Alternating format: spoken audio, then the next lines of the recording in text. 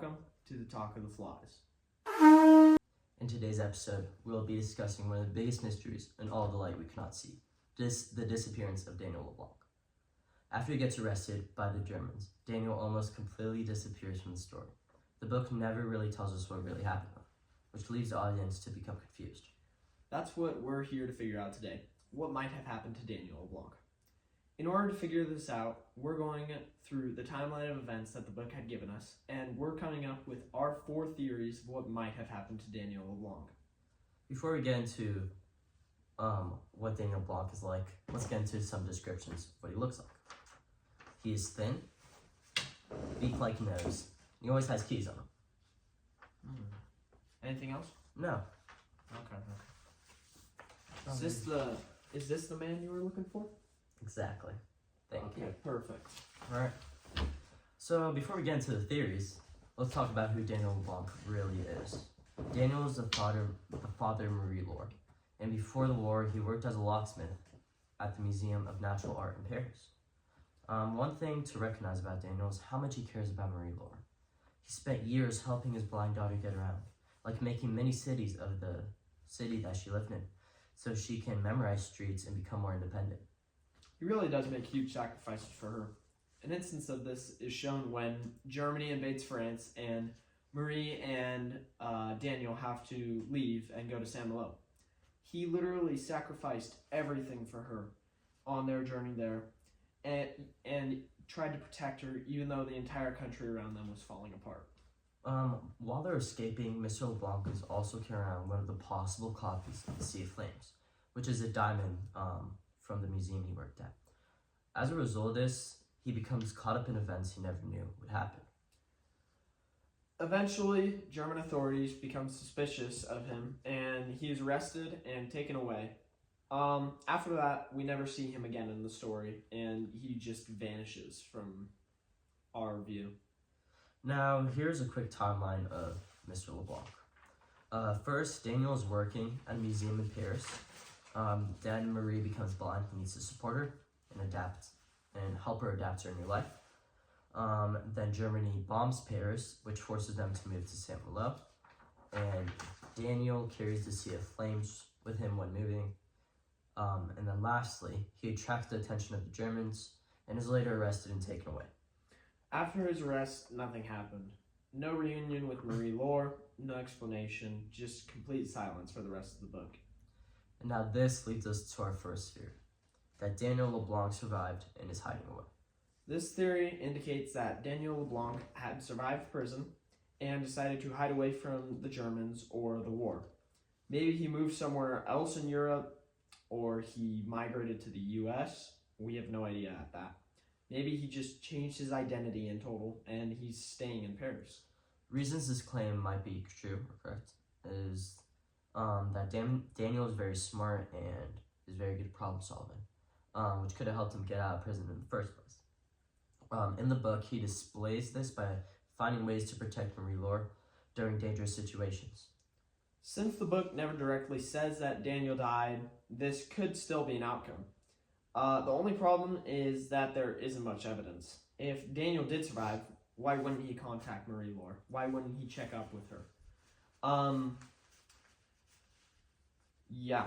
Exactly. Even though this theory could have happened, there's no real evidence that he survived prison and is hiding away. It just doesn't make sense. The second theory is that Daniel Leblanc was arrested and killed by the Germans. Now, this theory is widely accepted and is probably the most possible option. We know that Daniel was arrested during the German reign, and thousands of prisoners during this time period disappeared after being taken away into custody, which left people confused. Daniel never comes back during war or after the war, making this theory even more possible. Another important piece of evidence is that the author doesn't leave any details suggesting that Daniel escaped. Instead, the book suggests that Daniel's disappearance is just a tragedy. Historically, this also makes sense due to how many families at this time who had loved ones that had been arrested or detained had just disappeared in plain sight, as Germans were taking them and killing them, and families had no idea what had been happening to their family members. Even though the book never directly says it, this theory does have facts to prove this claim. The third theory that we have come up with is that Daniel had escaped prison, joined the war, and died fighting in it. This one is interesting and is still a possible option. Daniel is brave and is willing to take risks, and some readers believe that he could have escaped and joined the resistance fighters at the war. And like our other theories, the problem with this one is that there's lacking evidence with this. Due to the book never saying anything about him escaping or dying in a war or anything, but it never even shows him connected to the resistance group. And although this could still be possible, I'm not sure about this one. Lastly, our fourth and final theory is that Daniel LeBlanc escaped prison but died trying to come back to Marie-Laure. Throughout the novel, Daniel's biggest goal is to protect Marie. Everything that he does is for her, like the model and just keeping her safe in general from the war was all for her. So it makes sense that he would try and return to Marie-Laure after escaping. While there's no real evidence for this, this does match Daniel's personality of putting Marie first and doing whatever he needs to take and whatever risks he needs to keep her protected from them. The biggest problem with this theory is that if Daniel did escape and was heading to Marie-Laure, he probably would have contacted her first, and she would have known that he was on the way.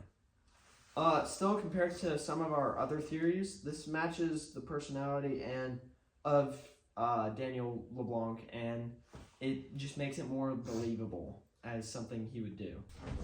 Now let's take a look of all of our possible theories and how they stack up. So here, for our percentages. Oh, sorry. Go ahead. Okay. So for our percentages, at first we have killed by the Germans, which is at a 90% probability. Second, we have escaped but died trying to return, which is at a 70%. At a 2-way tie, we have captured and died in war at 40%, and hiding in a different country at 40%, which those two probably didn't have. For us personally, we believe that the second theory is the most likely, and Daniel LeBlanc was killed in custody by the Germans. First, it matches the time period. Many people did get arrested by the Germans and disappeared after, and families were left curious on what had happened. Second, we never saw a return of Daniel LeBlanc to the story. We never got a reunion between Marie, and we never saw anything happen with him. He just completely disappeared off the face of the book. Third, and lastly, Daniel's disappearance supports one of the book's major themes of how war separates families and leaves people gut-wrenched, and there's no explanation to back it up. So, to our conclusion, we have come up with that Daniel LeBlanc was captured and killed by the Nazis. And while the author never directly confirmed it, this explanation explains his personality and overall what he would have done most likely compared to the other theories. And that's it for today's episode. Thank you guys for listening, and let us know any more mysteries that we need to debunk from all the light we cannot see. Thank you so much. We'll see you in the next one.